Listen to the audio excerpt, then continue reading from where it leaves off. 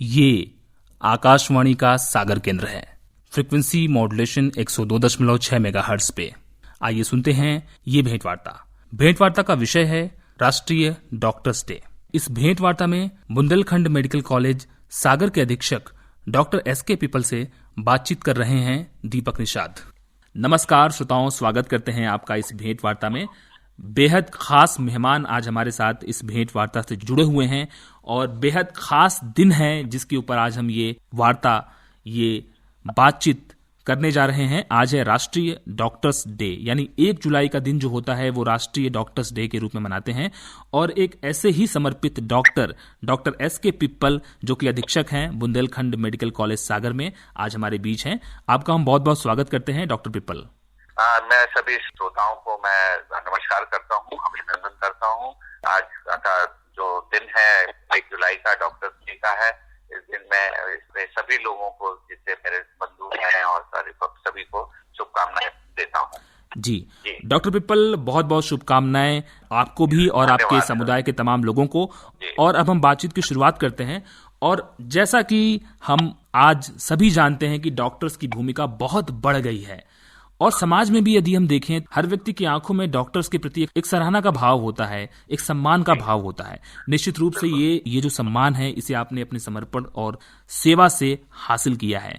तो सबसे पहले आपसे हम ये जानना चाहेंगे कि आज के इस मुश्किल हालात में कैसे आप सामंजस्य स्थापित करते हैं, कैसे आप मुश्किल घड़ी में भी अपनी सुरक्षा को ध्यान में रखते हुए तमाम मुश्किलों का सामना करते हुए भी आप लोगों की सेवा में लगे हुए हैं। कितना मुश्किल है ये? देखिए, आपने बहुत ही वाजिब प्रश्न पूछा है मुझसे कि कैसे हम लोग कर रहे हैं। देखिए, कोरोना का जिस समय चल रहा है ये विश्व व्यापी है। इसमें जो है कई देशों में बहुत ज्यादा है। अपने यहाँ भी मृत्यु दर जो है, डेथ रेट अपने यहाँ जो है वेरी करती है। बॉम्बे, दिल्ली में जैसे केसेस बहुत है, संक्रमित मरीजों की संख्या बहुत लाखों में है। ऐसे मुंबई है, गुजरात है, ऐसे कई जगहों पे। और हमारे जो मध्य प्रदेश का है वो 7वां या 8वां नंबर लगता है संक्रमित होने के प्रदेशों में। यदि संख्या में अपन गिनती करें तो वो लगता है। तो इस परिस्थितियों में हम एज ए मेडिकल पर्सन या डॉक्टर, हम अपने आप को इस समय जो है स्थिति में ऐसा पाते हैं कि हमें एक तो जो है कार्य करना है कि ये कोरोना जो आज से शुरू हो रहा है, किल कोरोना आज से शुरू हो रहा है।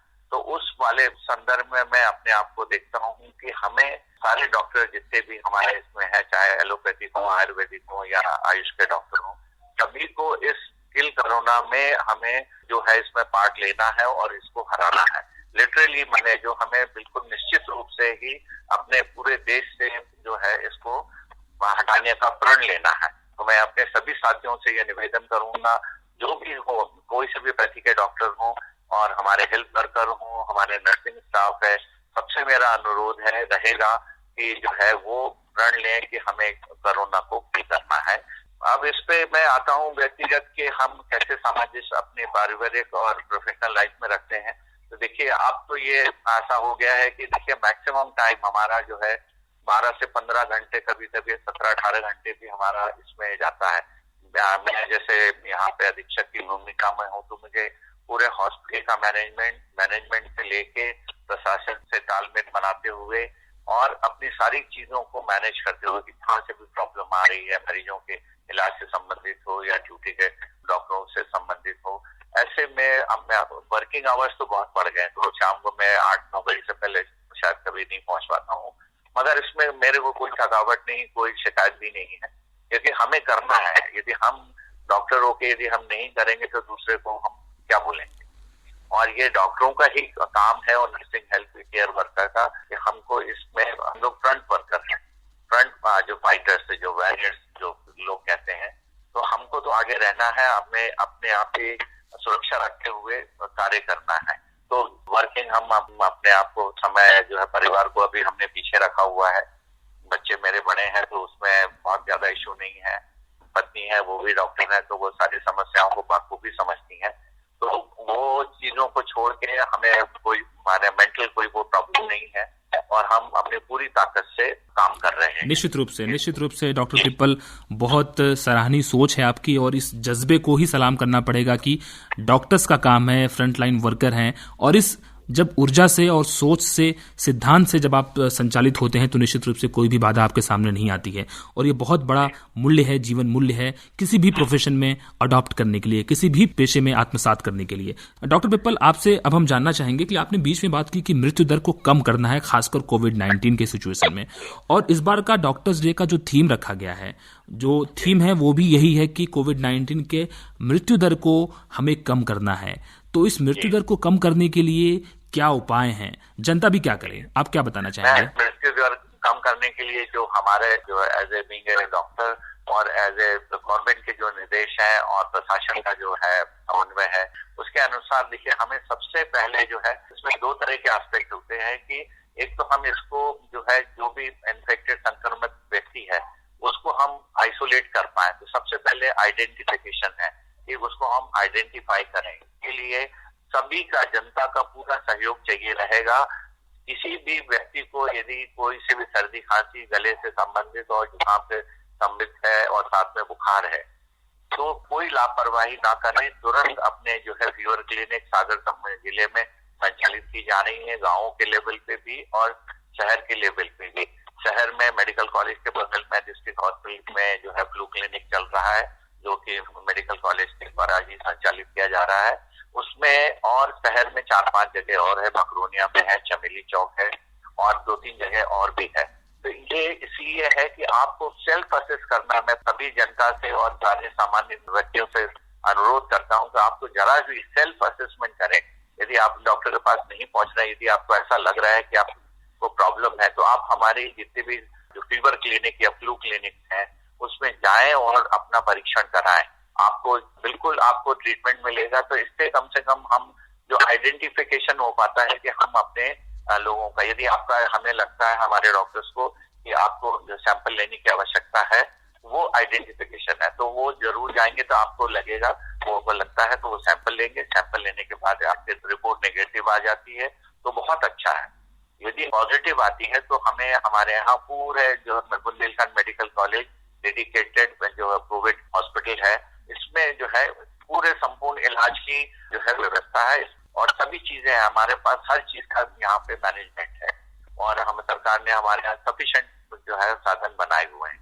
तो इसमें सभी से ये अनुरोध करता हूँ, यदि आप वहां तक फीवर क्लिनिक तक भी नहीं जाते हैं तो अपने जो भी आपके परिचित डॉक्टर हैं वहां जाएं, उनसे आप संपर्क करें। सभी लोग समझदार हैं डॉक्टर। आपको यदि आप लक्षण ऐसे पाए जाते हैं तो वो जो है आप जाएं उनसे, यदि वो मार्गदर्शन देंगे आपको। यदि आपको सस्पेक्ट लगता है कि आप में ये लक्षण आ रहे हैं तो आपको वो तुरंत फीवर क्लिनिक में भेजेंगे जहाँ पे आपका सैंपल लिया जाएगा। दूसरा मैं कहना चाहूंगा, बचाव ही इलाज है। उससे सबसे पहले prevention is better than cure, ये पुरानी कहावत है इंग्लिश में। तो बचाव ही उपचार है। तो अपने आप को हम करें। आप लॉकडाउन जो है शुरू हो गया 1 जुलाई से। इस समय क्या है, सारी प्रतिबंध काफी कम कर दिए गए हैं। सुबह से लेके रात तक हम जो है पब्लिक रोड पे है, बाजारों में है। इस समय सबसे ज्यादा सावधानी रहने की जरूरत है, क्योंकि देखिए जो संक्रमित व्यक्ति भी होता है, यदि उसमें लक्षण नहीं है, वो कोई सिम्टम्स नहीं आ रहा, उसके गले में दर्द नहीं है, बुखार नहीं है, वो भी आपके साथ में हो सकता है, आपके बगल में खड़ा हो। तो आपको जो वो सोशल डिस्टेंसिंग का जो है, आपको 1 मीटर डिस्टेंस का और फेस मास्क का, ये आपको छोड़ना नहीं है। यही आपका बचाव है और ये आप यदि कर रहे हैं। और साथ में तीसरा जो है वो हैंड वॉशिंग, आप चाहे किसी भी साबुन से करें या सैनिटाइजर से करें। मैं सभी लोगों से विनम्र आह्वान करता हूँ, एक आह्वान के रूप में लेता हूँ कि अपन उस चीज को ना छोड़ें। यही हमको एक दूसरे से संक्रमण फैलने में रोकेगा। इस पे मैं पुनः, ये बेसिक है, यदि वो फैलेगा नहीं तो आप और हम पूरा समाज सुरक्षित रहेगा। क्योंकि अब समाज में देखिए, आज हमारे टेस्ट लैब, वायरल लैब जो है पूरे बुंदेलखंड मेडिकल कॉलेज में, केवल यहाँ पे बुंदेलखंड मेडिकल कॉलेज में है। और हमारे यहाँ जो सैंपल के पॉजिटिव केसेस की संख्या 5 से लेकर 15 तक पर डे आ रही है। तो मतलब संक्रमित व्यक्ति तो है, और वो यदि वो इन्फेक्शन रेट है वो खुद नहीं आएंगे तो वो एक व्यक्ति जो है, मैम जो आंकड़े मैंने पढ़े हैं, एक व्यक्ति जो है कम से कम जो है हजारों को संक्रमित कर सकता है। माने ऐसा नहीं है कि 2-4 आपके व्यक्ति ने, क्योंकि आप कितने लोगों से मिलते हैं, फिर जिससे मिलते हैं वो तीसरे से मिलता है, वो फिर 10 लोगों से मिलता है। तो ये जो कड़ी है उसको तो अपन केवल सोशल डिस्टेंसिंग से और प्रिकॉशन से, फेस मास्क से ही रोक सकते हैं। निश्चित रूप से निश्चित रूप से डॉक्टर पिप्पल, बहुत महत्वपूर्ण और बहुत बुनियादी उपाय आपने बताएं कि बचाव ही उपचार है। और खासकर अगर हम कोरोना सिचुएशन की बात करें, कोरोना के संदर्भ में बात करें तो ये बहुत मारक हो जाता है। और जो 3 बातें आपने बताई, बुनियादी बातें हैं, सोशल डिस्टेंसिंग यानी हमें एक दूसरे से शारीरिक दूरी बना करके रखनी है, और कम से कम 2 गज की दूरी यानी 1 मीटर की दूरी बहुत जरूरी, और लगातार हैंड वॉश करते रहना है। ये बुनियाद है, ये मंत्र है हमें कोरोना से बचाने का, कोरोना से बचने का, और कोरोना के प्रसार के चक्र को तोड़ने का, एक दूसरे से फैलने से रोकने का। डॉक्टर पिप्पल, बहुत महत्वपूर्ण बातें आपसे हो रही है, और आखिरी में बस आपसे हम ये जानना चाहेंगे संदेश के रूप में भी और जनता से आह्वान के रूप में भी कि कई बार डॉक्टर्स तो लगातार समर्पित हैं, 24/7 काम कर रहे हैं, जब भी जरूरत पड़ रही है वो लगातार उपलब्ध हैं कोरोना की इस महामारी से निजात दिलाने के लिए जनता को। लेकिन फिर भी कई बार नकारात्मक खबरों के बीच में भी बिना हतोत्साहित हुए आप लोग काम करते हैं। कई नकारात्मक खबरें भी आती हैं और कई बार वो अपुष्ट खबरें भी होती हैं। तो ऐसे में आप जनता से क्या उम्मीद करते हैं? और खासकर कई बार जो है टकराव की स्थिति भी उत्पन्न होती है जांच और तमाम चीजों को लेकर के, तो आप जनता से क्या अपील करते हैं?